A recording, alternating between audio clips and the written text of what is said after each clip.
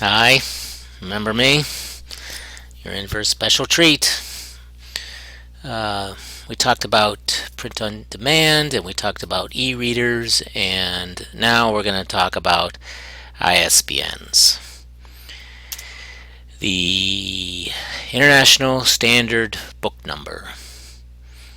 Ready for a boring definition? The ISBN identifies a book or other book-like product, such as an audiobook and, significantly, ebook in a specific format and edition.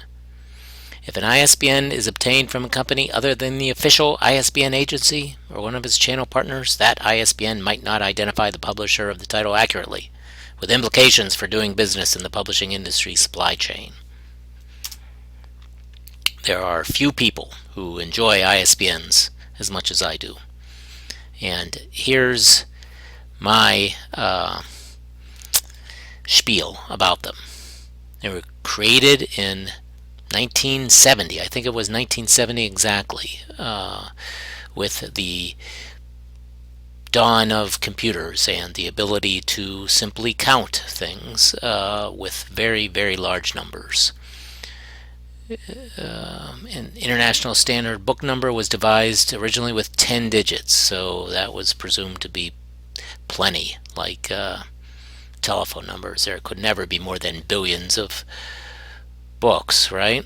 But in 2007, they ran out of ISBNs and they attached 3 more digits to it. So now there's enough, I guess, for trillions, and that'll be, of course, enough for forever. Each separate iteration of a book is supposed to have its own ISBN, though. So, The Taming of the Shrew, in French, in large print, in audio print, published in the Philippines, in hardcover, in paperback, with some illustrations, with some narrations, etc. Each of those different iterations of The Taming of the Shrew is to have its own ISBN. Are you with me? So most books have one ISBN, I guess. Many have 2 or a handful. Some have 30 or 40. But now with the advent of ebooks, there's more demand for an ISBN, for a simple ebook that is, again, in multiple editions in perhaps different formats. ISBNs are still doled out one at a time by this company called Bowker. You can buy an ISBN yourself, or your publisher will buy an ISBN. They're expensive, I guess, if you buy them one at a time, $100 or so. I guess you can get them down to $1 a piece if you buy them in bulk. And we need them. All of us really do need them. With millions and millions and millions of books being published a year, it's hard without a straight up accession number to drill down to the particular book that you're looking for. How many books are entitled The Introduction to Chemistry? Lots, you'll find. And so distributors, booksellers, librarians, researchers, scholars, readers need the ISBN and use them without even knowing what they are or exactly what they're for. Students use ISBNs to search for textbooks all the time because it accumulates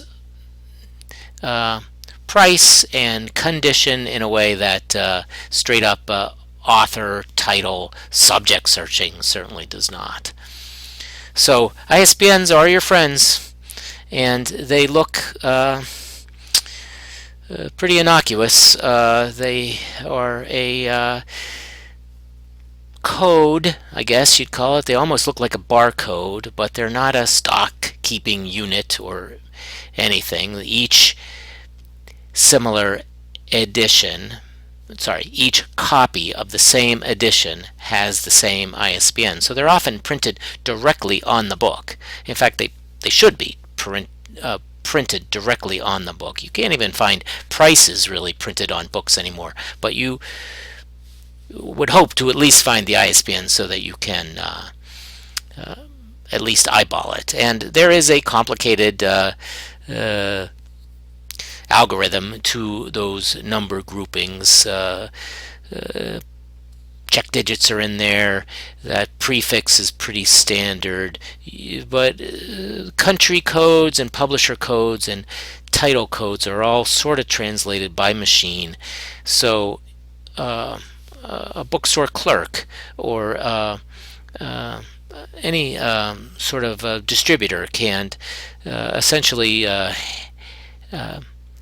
eyeball or scan that ISBN and verify its edition if it's been properly acquired in the first place.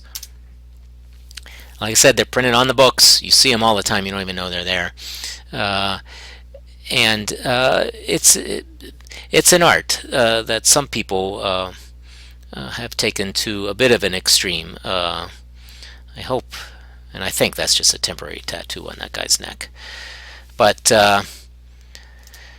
let's take a look at these charts. I will try and show you a better edition or a better version of this chart, but they do keep track of these ISBNs. That company called Bowker, and the formerly pretty staid little business has really exploded as of late, and I'll try and talk about why that is. Let's see if I can go online here, and we'll bounce around to, you know what, let's start here with this chart that again is hard to read, but if you can see it, this is the output counted. These are the number of ISBNs in the subject categories,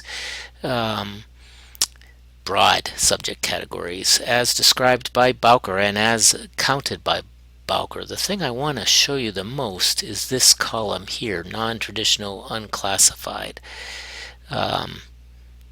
These numbers are big now and are worth talking about. In 2002, in 2003, all the way up to 2006 or so, there were a few non-traditional unclassified ISBNs a year. Maybe not that much growth. Some years were bigger, some years were smaller.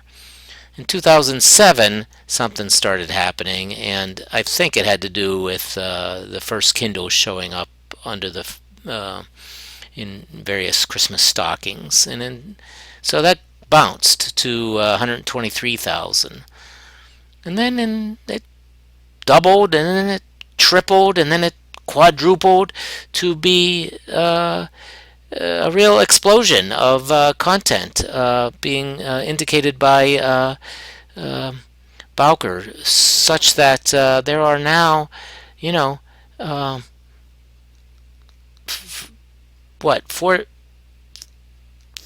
4 million books being produced a year, ballpark wise, whereas for decades there were a few 100,000 every year. In 2003 there were about 300,000 books published. In 2007 there were 411,000 books published in the US. This is in 2009 that number jumped high to be over 1 million. In 2011 the number is over 3 million. And these are just sort of estimates at this point still. The final numbers aren't quite in. But in 2012, some folks suggest that there's going to be 15 million books published a year. 15 million books published a year. That's, that's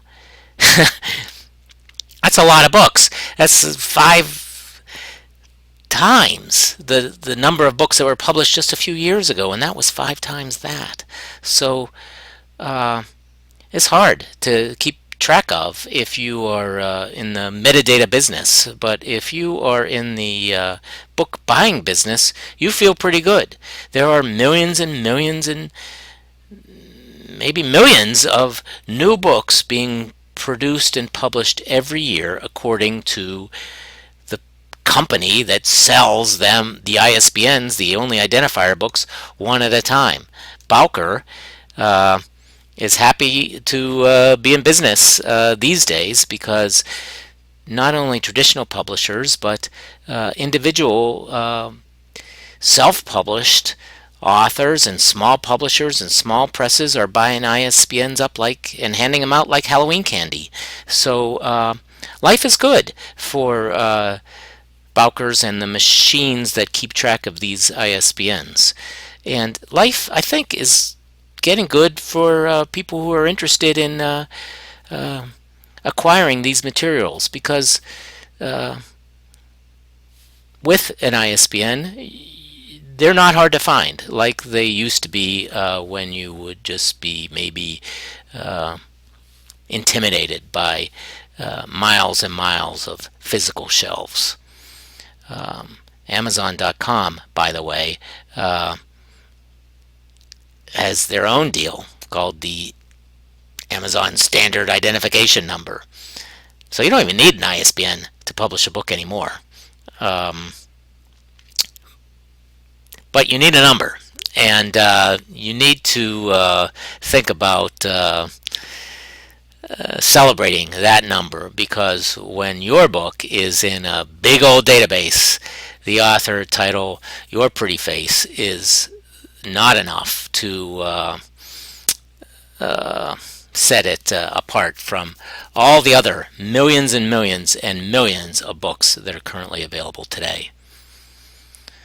We'll take a break and we'll talk more about digital publishing soon.